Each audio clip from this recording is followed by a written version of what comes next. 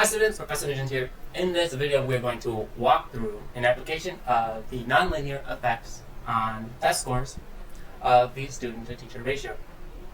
The nonlinear specifications let us examine more nuanced questions about the test score student-to-teacher relation, such as, are there nonlinear effects of class size reduction on test scores? In other words, does a reduction in the student-to-teacher ratio from 35 to 30 have the same effect on test scores as a reduction in the student-to-teacher ratio from 20 to 15. We'll also look at whether there are nonlinear interactions between the percent of English learners and the student-to-teacher ratio. In other words, are small classes more effective when there are many English learners? We talked about the possibility of small classes being more effective when there are many English learners because the English learners may benefit in a different way from the one-on-one attention. So we're going to look at some different nonlinear specifications to think about these different questions. So the strategy for question number 1 will be to look at the different effects for different student-to-teacher ratios. First, we'll estimate a linear and then some nonlinear functions of the student-to-teacher ratio, holding constant the relevant demographic variables, such as percent of English learners, income, remember there is a nonlinear test score income relation, and lunch PCT, which is the fraction of free or subsidized lunch. We're going to see whether adding the nonlinear terms makes an economically important quantitative difference. Do note that economic or real-world importance is different from statistically significant. We may find a statistically significant coefficient, but if that coefficient predicts that a 1% increase in percent EL means a 0.000001 point increase in test scores, well, folks, that's not very economically important. We're also going to test whether the nonlinear terms are significant, and so whether they actually enter the regression. Strategy for question number 2, whether there are interactions between PCT-EL and the student-to-teacher ratio. We're going to estimate these linear and nonlinear functions of the student-to-teacher ratio. So these are going to be interactions with the PCT-EL variable.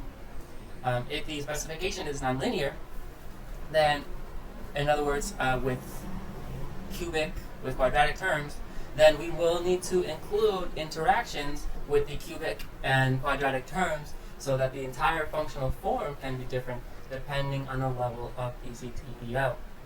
In this case, we're going to use binary continuous interactions specified by adding high EL times student-to-teacher ratio, high EL times student-to-teacher ratio squared, and high EL times student-to-teacher ratio third, where high EL is equal to 1 if PCT-EL is greater than 10% and 0 otherwise. We will also see whether using this dummy variable makes any real-world difference in the estimates. And we can ask, what is a good specification? We'll look at the test score income relation and see how well it matches the data. You can see that the logarithmic specification is better behaved near extremes of the sample, especially for large values of income. So we are going to bring in the log of district income as a regressor. Let's look at some of the regressions. In column 1, we have the regression results this is from table 7.1. This regression does not control for income. But then in column 2, we are controlling for income. And you can see that there is a significant drop. There's a substantial drop in the size, the magnitude of the coefficient on the student-to-teacher ratio when we control for income. I'm going to make a new row here. Row. Controlling for income. Call that Y. Income I. Yes, we're controlling for income here. Yes. We're also controlling for subsidized lunch in column 2. So you see a pretty large drop in the coefficient on the student-to-teacher ratio, which tells us that it's important to control for income. It has a material effect on the student-to-teacher ratio, it seems like leaving this out could result in omitted variable bias on the estimate of the coefficient on the student-to-teacher ratio. So we're going to want to control for district income. Regression 3, we have also just put, it has also been put here for convenience, does not control for income, does not control for subsidized lunch. In regression 4, we are, and we have the binary variable, high EL, which is equal to 1 when percent of English learners is greater than 10%, and the interaction between high EL and the student-to-teacher ratio. So notice that when we are controlling for the binary variable high EL, that the coefficient on the student-to-teacher ratio goes down a bit more. Now it's negative 0.53. And let's think about these coefficients. 5.5 with a standard error of 9.8, and the negative 0.58 with a standard error of 0.5. So the 5.5, this is telling us that classes, districts with high English learners have test scores that are, this is interesting, it's positive, right? 5.5 points higher.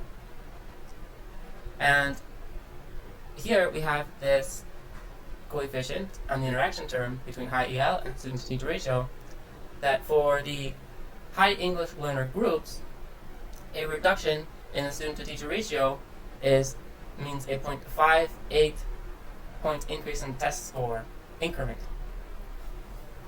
So we see that the student-to-teacher ratio effect on test scores is different for different groups. Now we can test the statistical significance of that, whether the slope is different for the English learner groups and whether the intercept is different for the English learner groups.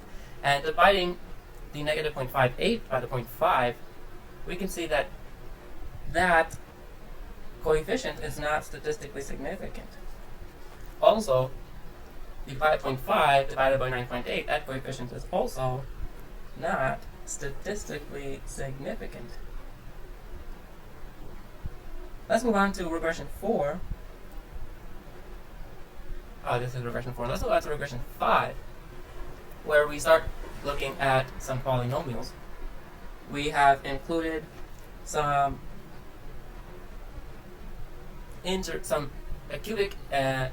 quadratic and a cubic term. We also have the dummy variable, percent of English learners greater than 10%. Notice now that this dummy variable is statistically significant.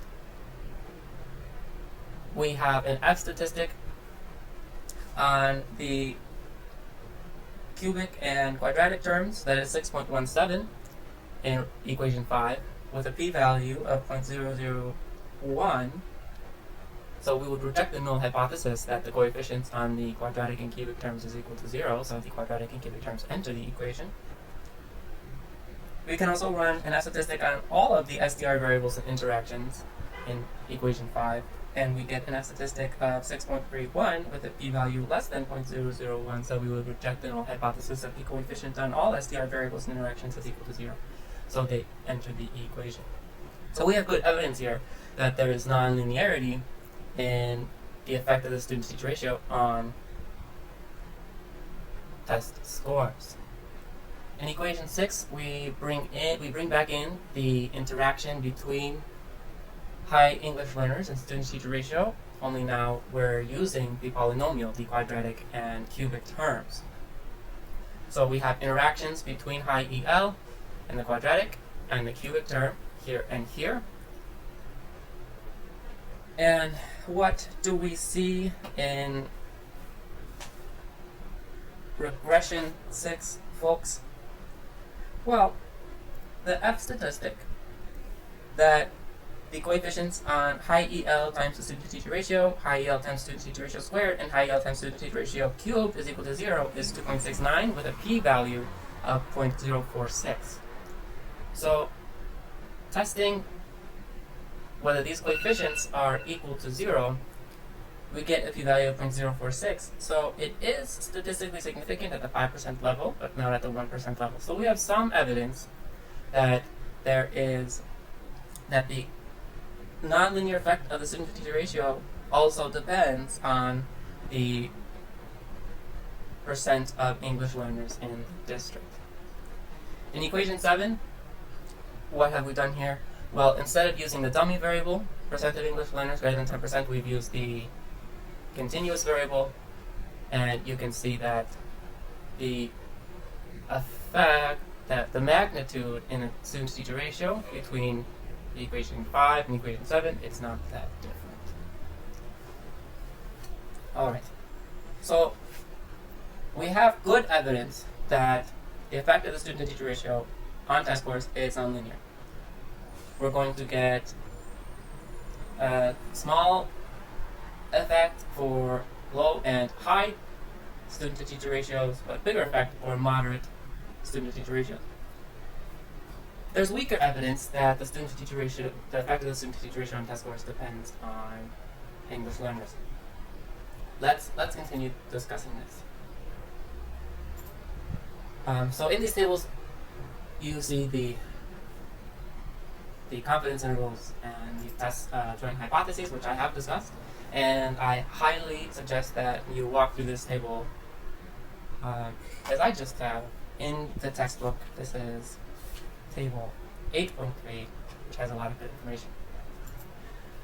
So let's spend a little bit of time discussing what we have just learned and how that relates to what we see in the data in terms of a plot.